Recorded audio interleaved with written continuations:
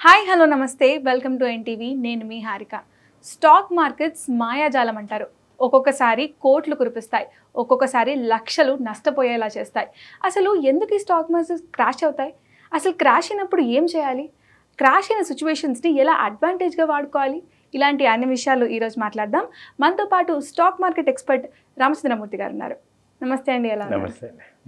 So చాలా రోజుల నుంచి మనం చూసుకుంటుంటే ఈ లాస్ట్ 1 వీక్ నుంచి స్టాక్ మార్కెట్స్ క్రాష్ అయ్యాయి అంటే క్రాష్ అంటే నష్టపోతూనే ఉన్నాయి. అంటే ఇట్లా సడన్గా క్రాష్ ఎందుకు అవుతుంటాయి? అంటే ఆబ్వియస్లీ చాలా మార్పులు అంటే చాలా చేంజెస్ ఇంపాక్ట్స్ అయితే జరుగుతూ ఉంటాయి. ఇప్పుడు మేజర్ రీజన్స్ అంటే ఏమంటారు? యాక్చువల్గా అండి స్టాక్ మార్కెట్స్ అనేవి పెరుగుతుంటాయి తగ్గుతుంటాయి అని అందరికీ తెలుసు. కానీ మీరు అడిగిన క్వశ్చన్ ఏంటంటే అసలు యాక్చువల్గా ఎందుకు స్టాక్ మార్కెట్స్ ఒక పై స్టేజ్ నుంచి కిందకి ఎందుకు అవుతుంటాయి, ఏం జరుగుతుంది హై లెవెల్లో అని మీరు అడిగితే దీనికి 3 రకాల ఆస్పెక్ట్స్ చెప్పచ్చు అండి. ఫండమెంటల్గా ఫస్ట్ చెప్పుకుంటే ఏంటంటే హై వాల్యుయేషన్స్ అవుతాం. అంటే ఎప్పుడైతే వాల్యూస్ హయ్యర్ లెవెల్కి వెళ్ళాయి అనుకోండి, అక్కడ ఏమవుతారంటే ఈ అనలిస్టులు కానీ టెక్నికల్ పర్సన్స్ కానీ ఫండమెంటల్ పర్సన్స్ కానీ వాళ్ళు ఎవరు కూడా కొనడానికి ఇంట్రెస్ట్ చూపించరు. ఇప్పుడు దాన్ని ఎలా చెప్తామంటే ఇప్పుడు ఒక 100 రూపీస్ ఐటమ్ ఉంది, అది 150 దాకా వెళ్ళినప్పుడు అంటే హైప్డ్ ప్రైస్ లాగా వెళ్ళినప్పుడు దాన్ని పేర్ వాల్యూ కాకుండా హయ్యర్ వాల్యూకి వెళ్ళినప్పుడు దాన్ని ఎవరు కూడా అంటే దాని గురించి తెలిసిన ఆ కంపెనీ గురించి కానీ ఆ కంపెనీ ఒరిజినల్ సేల్స్ కానీ తర్వాత దానికి తగ్గట్టుగా ఈపీఎస్ పిఈ రేషియోస్ చూసిన వాళ్ళు ఎవరు కూడా ఆ కంపెనీస్లో ఇన్వెస్ట్ చేయడానికి ముందు చూపించరు. సో ఆ హై వాల్యూస్ దగ్గర ఏమవుతాయంటే ఆ యొక్క మేజర్ పర్సన్స్ ఎవరు కూడా ఇన్వెస్ట్మెంట్కి ఇంట్రెస్ట్ చూపించరు. కాబట్టి ఏమవుతుందంటే డిమాండ్ తగ్గిపోతుంది. కాబట్టి ఆ స్లోగా మార్కెట్స్లో ఎవరు ఇంట్రెస్ట్ చూపించట్లేదు కాబట్టి అవి డౌన్ అవ్వాల్సి వస్తుంది, రేట్లు తగ్గిస్తారు. సో ఇది మళ్ళీ పేర్ వాల్యూ వచ్చే వరకు దాని మీద ఆ వాల్యుయేషన్ తగ్గుతుంది, డౌన్ అవుతూనే ఉంటుంది. ఇది ఈ లాస్ట్ వీక్ ఒక్కటి చాలా దానికి నిదర్శనం. లాస్ట్ వీక్ 82,000 అయింది, ఈరోజు 74,000 అరౌండ్లో ఉంది. అంటే సో ఎప్పుడైనా అన్యూజువల్గా పెరిగినప్పుడు ఏదైనా మార్కెట్స్లో దాన్ని చాలామంది క్రాష్ అంటాం, కరెక్షన్ అంటాం. కానీ ఒరిజినల్గా జరిగేది ఏంటంటే మన ఒరిజినల్ రేటు కాకుండా కొంచెం ఎక్కువ హై వాల్యూకి వెళ్ళినప్పుడు అవి న్యాచురల్గా డిస్కౌంట్ అవుతాయి అన్నమాట. సో అలా జరుగుతూ ఉంటుంది. అంటే ఇప్పుడు మేజర్ ఈవెంట్స్ జరిగిన కొన్ని రోజుల తర్వాత ఆబ్వియస్గా క్రాష్ అవుతుంది అంటారా? అంటే ఇప్పుడు బడ్జెట్ కానీ లేకపోతే సేల్స్ కానీ లేకపోతే ఇప్పుడు శ్రావణ మాసం డిఫరెంట్ ఈవెంట్స్ ఎలక్షన్స్ కానీ ఇట్లా ఇంపాక్ట్ అవుతాయి కదా, అవి ఒక్కోసారి పాజిటివ్గా అవుతుంటే నెగిటివ్గా అవుతుంటాయి. అంటే మేజర్గా ఏంటంటే ఏదైనా వాల్యూ తగ్గాలన్నా పెరగాలన్నా పార్టిసిపెంట్స్ మీద ఆధారపడి ఉంది. సో మీకు ఇందాక ఏంటంటే నేను ఫండమెంటల్గా చెప్పాను. టెక్నికల్గా తీసుకుంటే అదే కరెక్షన్ ఎందుకు వస్తుంది టెక్నికల్గా అనుకుంటే, ఇప్పుడు లో లెవెల్లో కొన్న వాళ్ళు హై లెవెల్లో ప్రాఫిట్ బుకింగ్ చేసుకుంటారు. ఇప్పుడు నేను 100 రూపీస్లో ఒక ఏదైనా షేర్ కొన్నాను, 150 రూపీస్ అయింది, ఇంకెంతకాలం వెయిట్ చేస్తా? సో 150 రాగానే ప్రాఫిట్ బుకింగ్ చేసుకుంటాం. ప్రాఫిట్ బుకింగ్ అంటే షేర్స్ని ఇచ్చేస్తున్నాం. కాబట్టి ఇక్కడ మేజర్గా ఏమవుతారంటే అందరూ కూడా పెద్ద ఎత్తున సెల్లింగ్ చేయటం వల్ల అక్కడ డిమాండ్ తగ్గిపోయి సప్లై ఎక్కువ వస్తుంది. సప్లై ఎక్కువ రావడం వల్ల ఏమవుతుందంటే మార్కెట్స్ తగ్గుతాయి, ఫేర్ వాల్యూకి వస్తాయి. ఎట్ ద సేమ్ టైం ఫండమెంటల్గా కూడా ఏంటంటే ఈ యొక్క మ్యూచువల్ ఫండ్స్ ఓనర్స్ కానీ లేకపోతే ప్రమోటర్స్ కానీ తర్వాత ఎఫ్ఐఎస్ డిఎస్ వీళ్ళు ఏం చేస్తారంటే హై లెవెల్ మార్కెట్స్కి వెళ్ళాక వాళ్ళు ఒక 1% స్టేక్ రిలీజ్ చేస్తుంటారు, అమ్మేస్తుంటారు ప్రాఫిట్ బుకింగ్ చేసుకోవటానికి. అందువల్ల ఏంటంటే ఎక్కువ సప్లై రావటం వల్ల డిమాండ్ తగ్గిపోతుంది. ఓకే, అప్పటిదాకా డిమాండ్గా ఉన్నది ఏమవుతుందంటే సప్లై ఎక్కువ రావటం వల్ల డిమాండ్ తగ్గిపోతుంది. దానివల్ల మనకు తెలియకుండానే ఇప్పుడు దానికి అగ్నికి ఆజ్యం లాగా ఏదో ఒక న్యూస్ రావాలి, అప్పుడు ఇంకా వేరే లెవెల్. ఇప్పుడు అది ఇరాన్ యుద్ధం అనొచ్చు లేకపోతే ఇంకోటి అనొచ్చు, అన్ఎంప్లాయ్మెంట్ న్యూస్ అని ఏదో ఒక స్మాల్ న్యూస్ ఏమవుతుందంటే వీళ్ళు ఆపర్చునిటీ చూసుకొని ఎగ్జిట్ అవటం, ప్రాఫిట్ బుకింగ్ చేయటం అనేది చేస్తుంటారు. అటు మెయిన్ కింద రీటైల్ ఇన్వెస్టర్స్ అందరూ, రీటైల్ అంటే టెక్నికల్గా స్ట్రాంగ్గా ఉన్న వాళ్ళందరూ ప్రొఫెషనల్స్ అందరూ ఎగ్జిట్ అవుతారు. ప్లస్ ఈ యొక్క కంపెనీ ప్రమోటర్స్ కానీ అలాగే స్టేక్ హోల్డర్స్ అందరూ కూడా 1-2% హై రేట్లో ఎగ్జిట్ అయిపోతారు. వాళ్ళందరూ షేర్స్ ఎక్కువ మంది ఇచ్చేయటం వల్ల ఏమవుతుందంటే కొనేవాళ్ళు తగ్గిపోతారు. ప్లస్ ఆ ఫియర్ ఒకటి క్రియేట్ అవుతుంది. ఇది బయట నుంచి వచ్చే న్యూస్ వల్ల ఇది ఒకటి. ఇక 3వ ఆస్పెక్ట్ ఏంటంటే మొత్తం మార్కెట్ అంతా మూవ్ అయ్యేది ఆప్టిమిజం పెసిమిజం మీద. కరెక్ట్.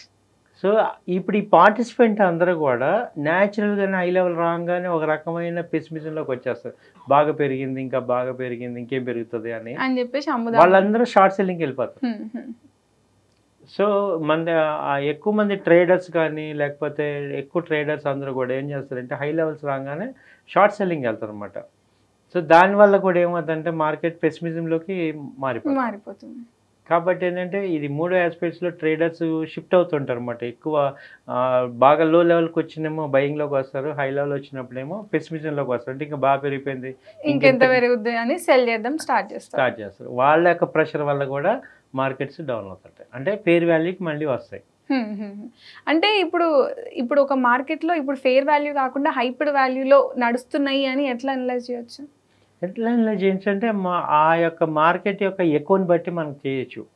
అంటే అన్యూజువల్గా పెరగటం, సో ఇంకా బాగా హైయెస్ట్ పెసిమిజం వచ్చేసిందంటే, అంటే ఇంకా ఇప్పుడు మొన్న 80,000 రాగానే 1 lakh వెళ్ళిపోతుంది అని ఎప్పుడైతే ఆ స్టేట్మెంట్లు అన్నీ ఎక్కువ వస్తుంటాయో అది ఏమైందంటే ఓవర్ పెసిమిజంలోకి వచ్చిందని.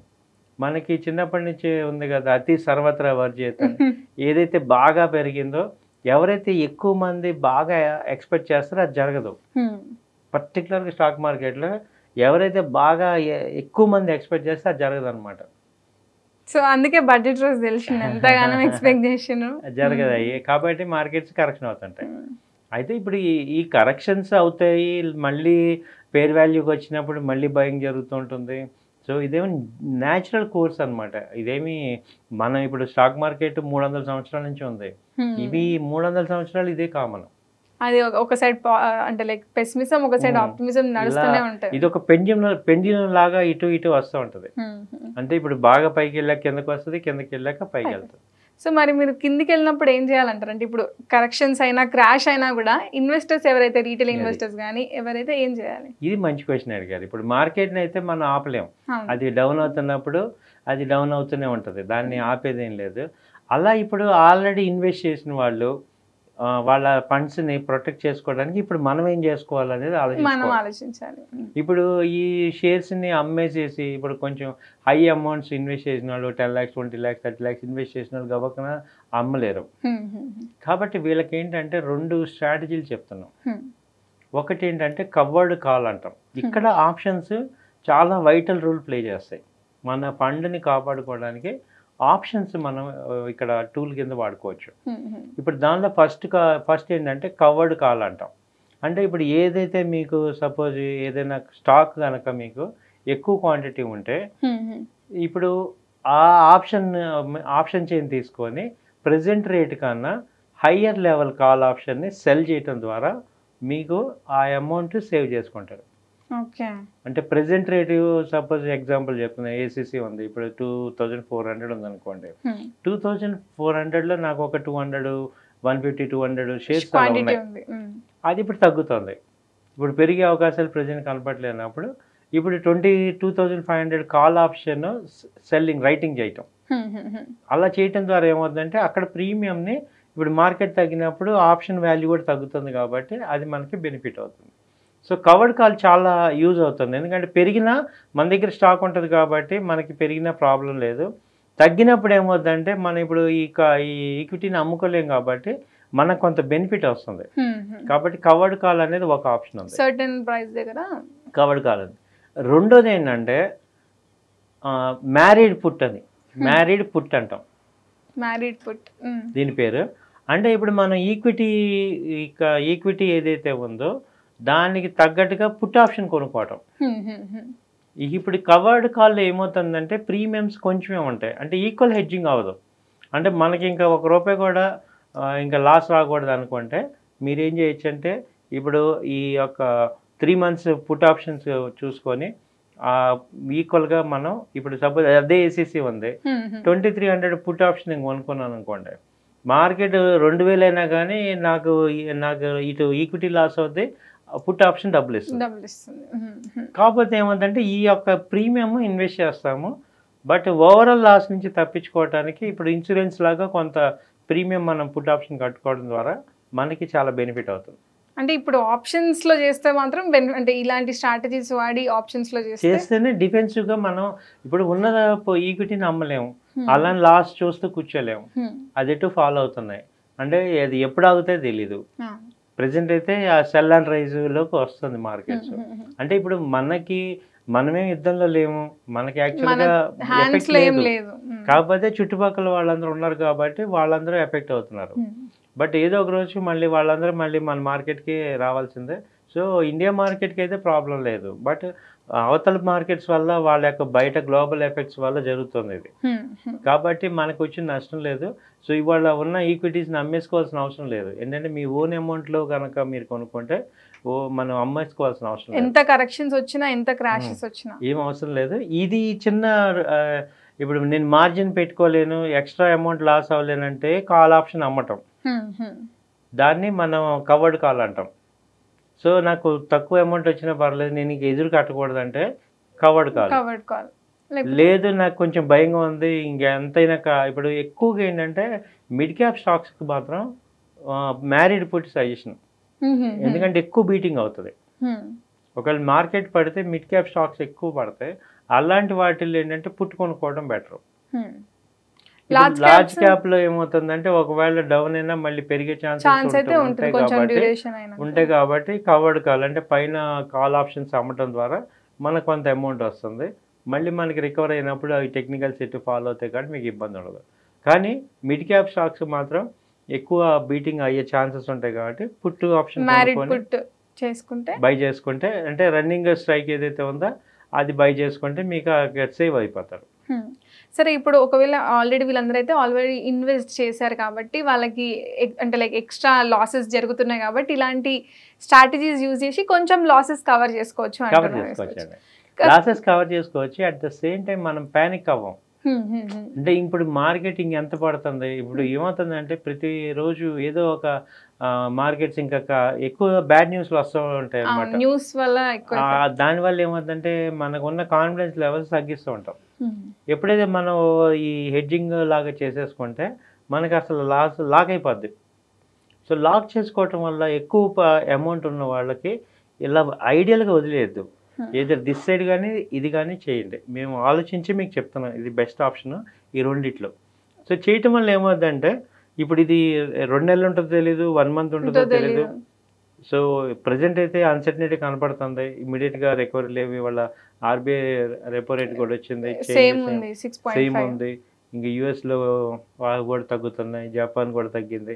కాబట్టి మళ్ళీ ఏమవుతుందంటే కొంత టైము ఇలా ఈ సిచ్యుయేషన్లో ఉంటుంది. అంటే ఇంకొన్ని మంత్స్ వరకు అయితే కొంచెం ఇలాగే జరిగే ఫెయిర్ వాల్యూ దాకా వచ్చేదాకా కొంచెం అటు ఇటుగా ఉంటాయి. ఎందుకంటే మళ్ళీ నవంబర్లో ఎలక్షన్స్ ఉన్నాయి, యుఎస్ ఎలక్షన్స్. సో ట్రిగ్గర్స్ పెద్దగా లేవు కాబట్టి ఆల్రెడీ ఒకసారి ఏమవుతుందంటే ఆ ఊపు తగ్గిందంటే మళ్ళీ అది రావడానికి టైం పడుతుంది. ఇప్పటిదాకా బుల్లిష్ ఊపు ఉన్న వాళ్ళందరూ కూడా తగ్గారు కాబట్టి ఏమవుతుందంటే ఆప్టిమిజం ఎప్పుడైతే తగ్గుతుందో ఇక అప్పుడు బ్రేక్ వస్తుంది. మళ్ళీ ఆప్టిమిజం రావడానికి మళ్ళీ పాజిటివ్ ట్రిగ్గర్స్ ఎత్తుక్కోవాలన్నమాట. దాని వరకు ఏమవుతుందంటే ఈ యొక్క ఇన్వెస్టర్స్ అందరూ కూడా ప్యానిక్ అవ్వకుండా ఇలా హెడ్జింగ్ స్ట్రాటజీ చేసుకోవడం ద్వారా మీరు మీ యొక్క ఫండ్స్ని సేవ్ చేసుకోవచ్చు. కరెక్ట్. ఇప్పుడు ఆల్రెడీ ఫండ్ చేసే వాళ్ళకైతే ఇలాంటి స్ట్రాటజీస్ వర్కౌట్ అవుతాయి. కానీ ఇప్పుడు నేను ఈ స్టాక్ మార్కెట్ క్రాష్ అయ్యేది బెనిఫిటబుల్ మోస్ట్లీ ఎవరికన్నా అంటే న్యూ ఇన్వెస్టర్స్ అని చెప్పొచ్చు. సో వాళ్ళు ఎలా చూడాలి ఇలా క్రాష్ అయిన సిచ్యువేషన్స్ని? వాళ్ళకి ఒక గోల్డెన్ ఆపర్చునిటీ అండి. నిజంగా ఇదేమి న్యూ ఇన్వెస్టర్స్ కానీ లేదు ఎక్స్ట్రా ఫండ్ పెట్టే వాళ్ళకి కానీ ఇదొక మంచి ఆపర్చునిటీస్. అంటే చాలామంది ఇండియన్ పీపుల్ అందరూ కూడా వెయిట్ చేస్తున్నారు మంచి ఫెయిర్ వాల్యూ కన్నా నార్మల్ వాల్యూ రావాలని. సో వాళ్ళందరికీ ఏంటంటే మంచి ఆపర్చునిటీ, చక్కగా ఇన్వెస్ట్ చేసుకోవచ్చు. సో మన కాతే ఫ్రీ అమౌంట్, ఎప్పుడైనా అప్పు చేసి మాత్రం చేయకూడదు. ప్లస్ ఒకేసారి ఇప్పుడు నా దగ్గర ₹1,00,000 ఉంటే ఈ రేట్లోనే మొత్తం 1,00,000 పెట్టకూడదు. కొంచెం ఇన్స్టాల్మెంట్స్ లాగా 30,000 40,000 అలా డౌన్ అవుతున్నప్పుడల్లా అలా పెట్టుకోవటం. స్మాల్ అమౌంట్స్ రొటేట్ చేసుకోండి, మళ్ళీ రొటేట్ చేసుకోండి. కొంత అమౌంట్ రొటేట్ చేసుకొని ఇప్పుడు ఒక 50 షేర్స్ కొన్నాను, ఒక 100-200 పాయింట్స్ వెళ్తే ఒక 25 షేర్స్ ప్రాఫిట్ బుక్ చేసుకోండి, ఎందుకంటే రేంజ్లోనే ఉంటుంది. సో అంటే ఇక్కడ షార్ట్ టర్మ్ ఇన్వెస్ట్మెంట్ చేసుకోవటం మంచి మంచి అడ్వాంటేజ్ అనమాట ఇది. ఓకే. అంటే ఇప్పుడున్న మార్కెట్‌లో ఇప్పుడు కొత్త ఇన్వెస్టర్స్‌కి ఎందుకంటే ఆల్రెడీ డౌన్ అవుతుంది. ఈ ఇన్వెస్టర్స్‌కి ఎలాంటి స్టాక్స్ బెస్ట్ అంటారు ఇప్పుడు?